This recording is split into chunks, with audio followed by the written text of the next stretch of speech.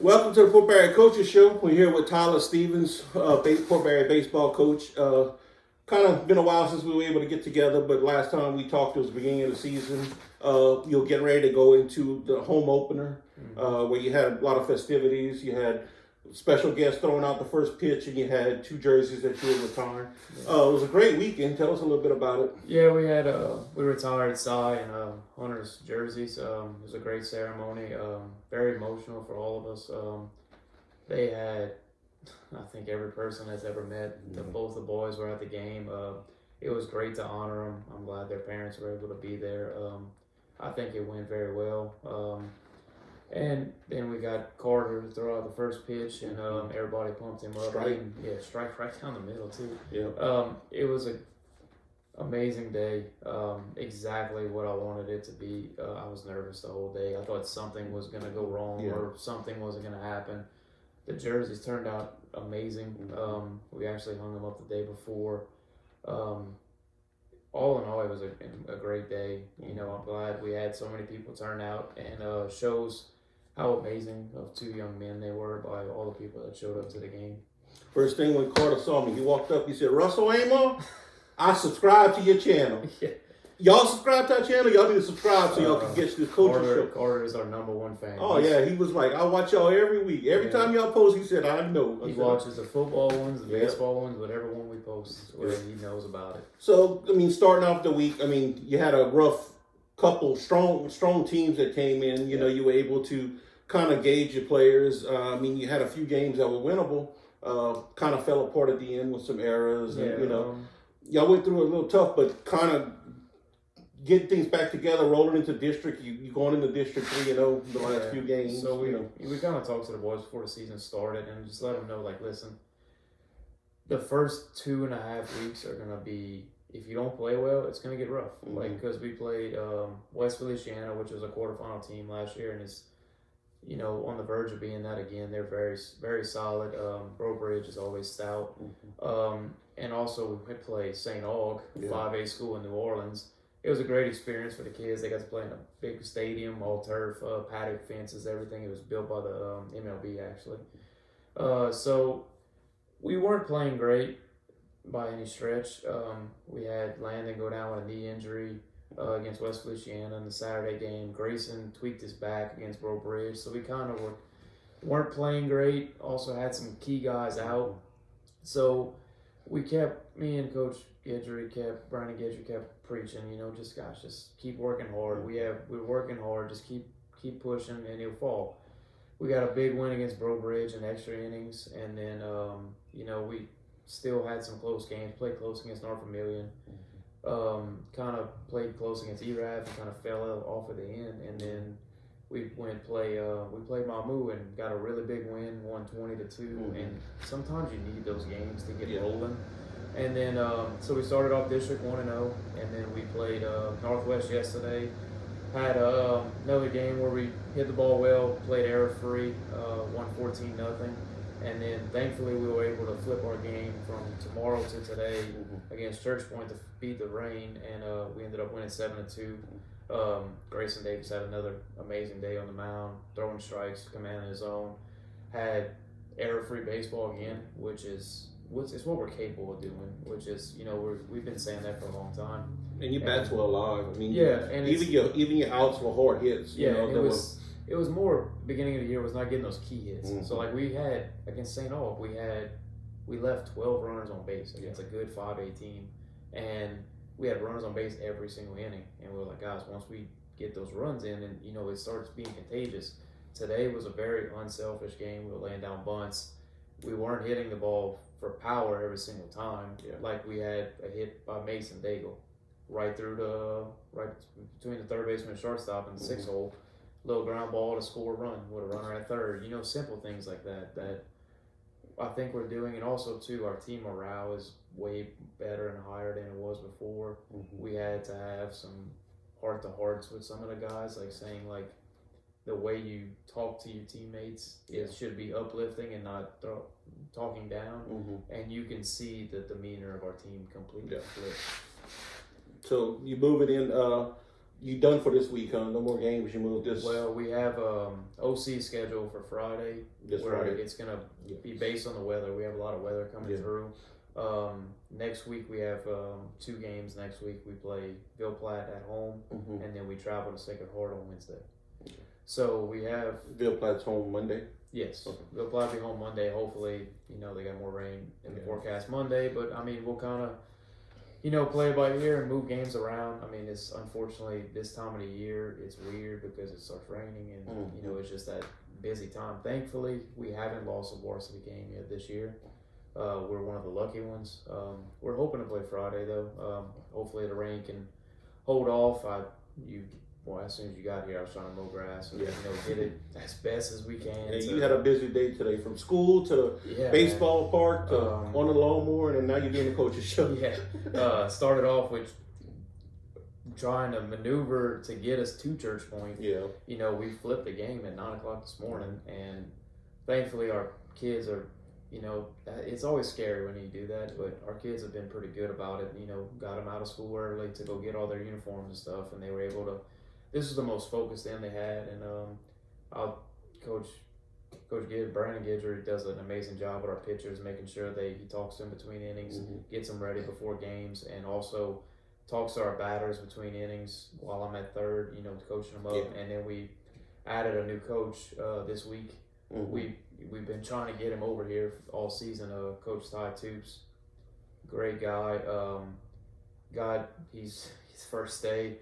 He's an energy, and first day he's doing the stretch line, and the kids are coming up. I feel like Coach. I feel the most like limber I felt in a long time because Coach was showing us some really good stretches.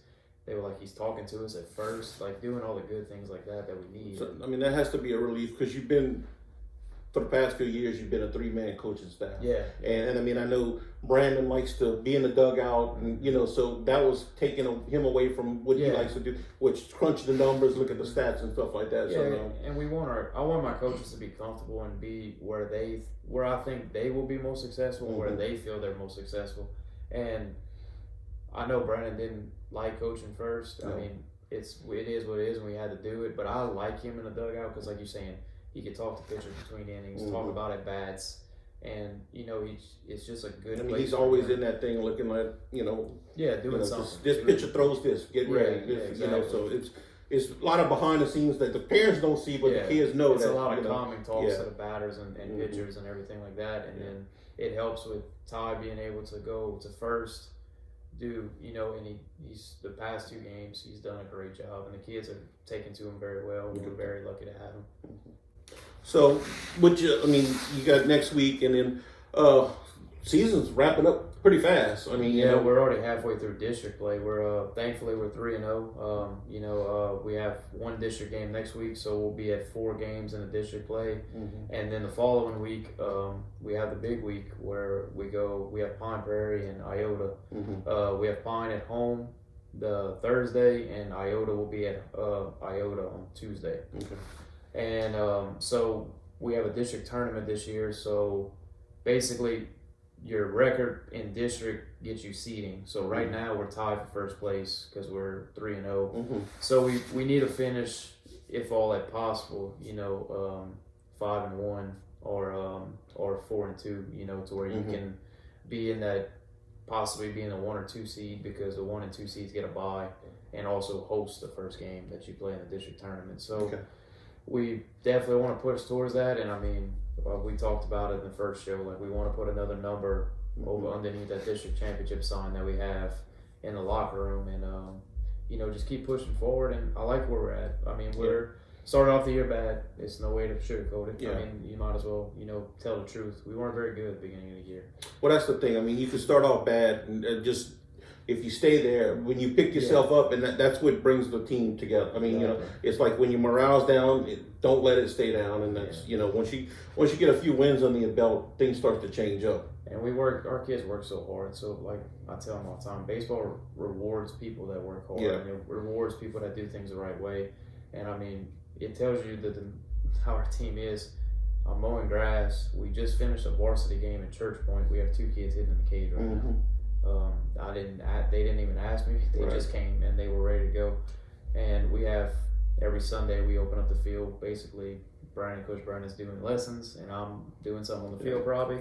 We have close to 10 kids every Sunday. I don't think I've ever drove to this field and not seen someone in the batting cage. Yeah, and I love I mean, it's realistically, every time I come, I mean, whether it's for a softball game or something, there's someone will be in that cage, and it's a good thing. We have a very hard working, there's some knuckleheads sometimes, and we know that, but about 80% of the time. I love I love them to death, though. They're a great group of kids, and the hard work that they put in, man, it makes me smile sometimes, like how knowing that we don't have to push these kids to like baseball.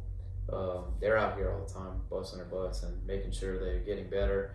And a lot of teams could have folded with the way we started the year, and to see that we're, 3-0 in district and pushing forward, it's very, very like a bright spot. And I think we have some very winnable games at the back end. And I told them today, hosting a playoff game still not out of the question. Winning more games, you can still do that. So. All right, switching gears a little bit. Let's talk about the softball team. I mean, they had a big win right after y'all. Yeah. Tell us a little bit about their season and how they're progressing. Man, they're 9-7. They're doing really good. Kind of like us. Like kind of started a little rocky and started turning on now.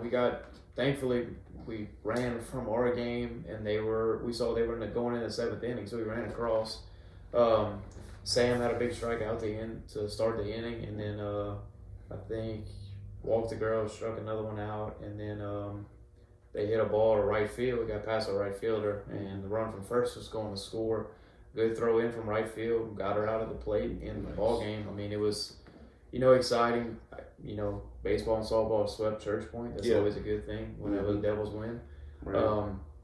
Coach Smith's doing a great job over there. She's definitely, the girls are buying in, and you can tell they're kind of like us. Playing at the good time of the year. To start playing better, and I hope they continue to do it. They're actually, if you are interested, they'll be hosting Ville Platte Monday, and they'll also be traveling to Sacred Heart 2 Wednesday. So, actually, Monday's their senior night too. Yeah. So so you can catch both baseball and softball on a home game Monday, and then also we'll both be at Sacred Heart at 4 o'clock on Wednesday. So I mean, you can hit up both teams in 1 week. So that's really nice too. But man, I'm so happy for them to get it turned around. I know they had a tough game against Mamu the other day that didn't come out the way they wanted to. But the good thing is they're continuing to win and keep moving up the rankings. Yeah.